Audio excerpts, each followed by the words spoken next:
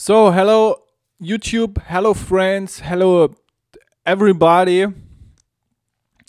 In this video I want to speak about the delayed prism scratch. The delayed prism scratch is actually a prism scratch logic, but we start now with the closed fader. And this is basically the requirement to say this is a delayed prism scratch, okay? First the demonstration of the performance.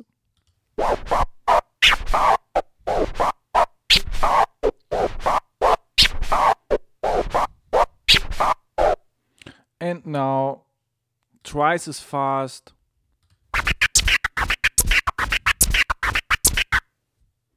Once again.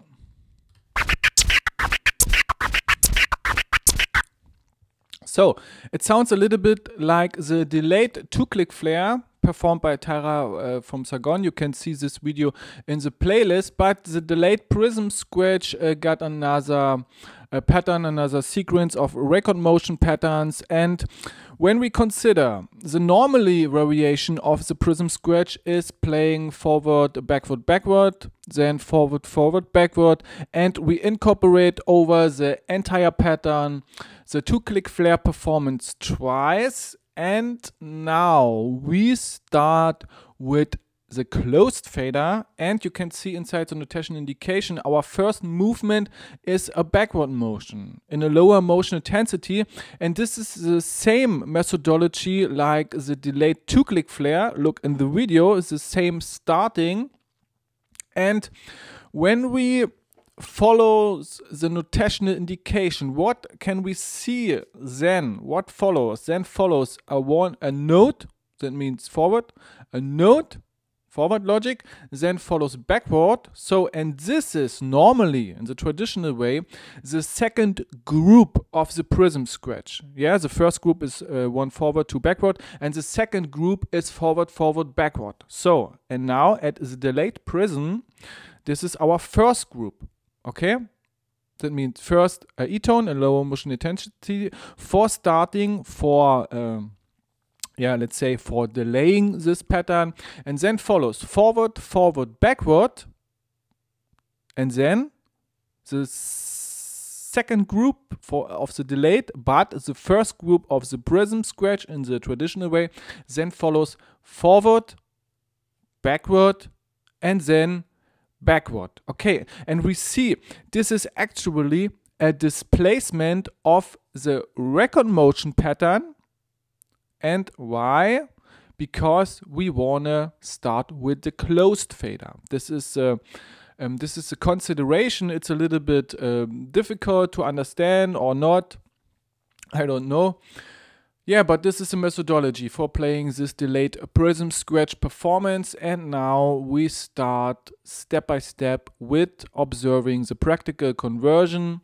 At first, the record motion pattern without using the crossfader, and this is tricky because we start now with E-tone and lower motion intensity.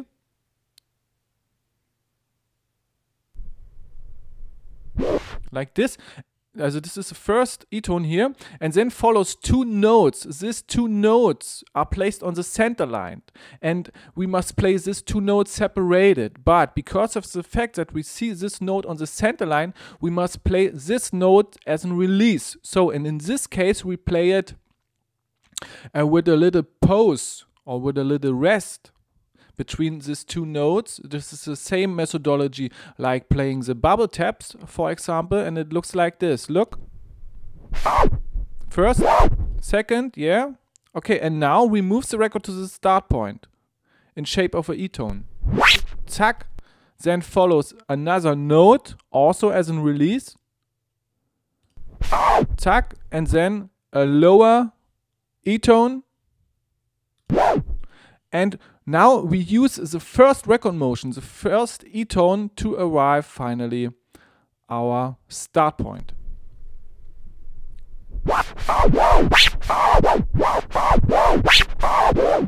Okay, this is the pattern continuative, and now we incorporate the following crossfader performance, and yeah, you can see the notational breakdown helps to define the single stages of this performance logic. And yeah, like I said at the beginning, we start with a closed fader. This is the methodology for all delayed scratch patterns, and actually we displace also the crossfader performance. This is the reason for the delayed variation, and that means we open it first, zack, then we close, zack, and then a transformer click, zack.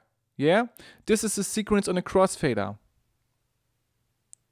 which we incorporate twice over our record motion pattern. And now we start the sequence, incorporate the record motion, and it goes like this. So we are a little bit inside the sound because our first motion is a E-tone and start position is a closed fader. We see this, and then we move the record back in a lower motion intensity. We open the crossfader like this. Now the faders open, and normally we play the now following note as a release. Like this, yeah? Now the fader is closed. Then follows a transformer click and we play the second note as a release.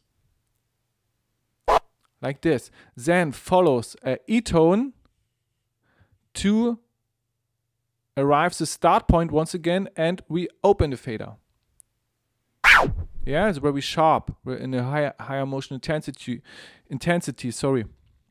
Now the faders open and it follows the second to last record motion. This is a note placed on the center line. That means we play it, zack, as a release. And then follows the last sequence, the last record motion, the closing off, and this is a E-tone in a lower motion intensity in combination with the transformer click. So once again, the entire sequence I show with my mouse pointer, the single stages, and let's go.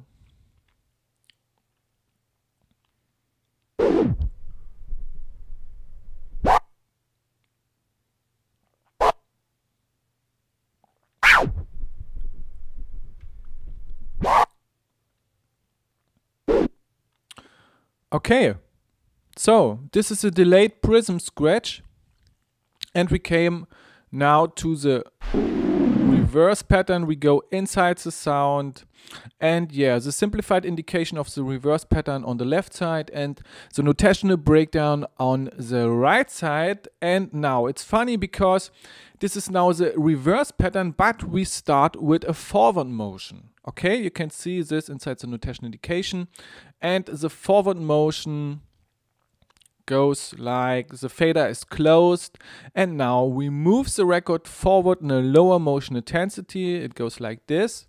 Now the faders open, we move the record back and we close the fader. Zack. Then another E-tone, another backward motion, and we incorporate the transformer click.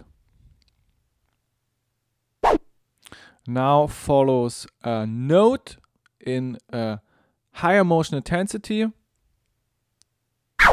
like this. Then follows a E-tone, and the closing off is a note to arrive finally our start point, and we cut this note with a transformer click. So the single stages of this performance, and my mouse pointer shows the stages.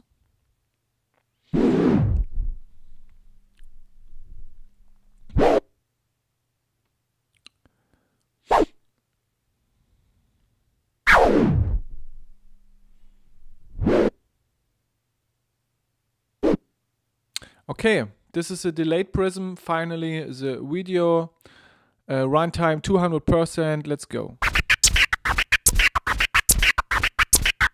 So it sounds really dope when you play it faster than this. I try it.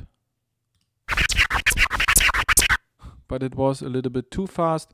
So okay, try this technique, send me video replies. Bye bye.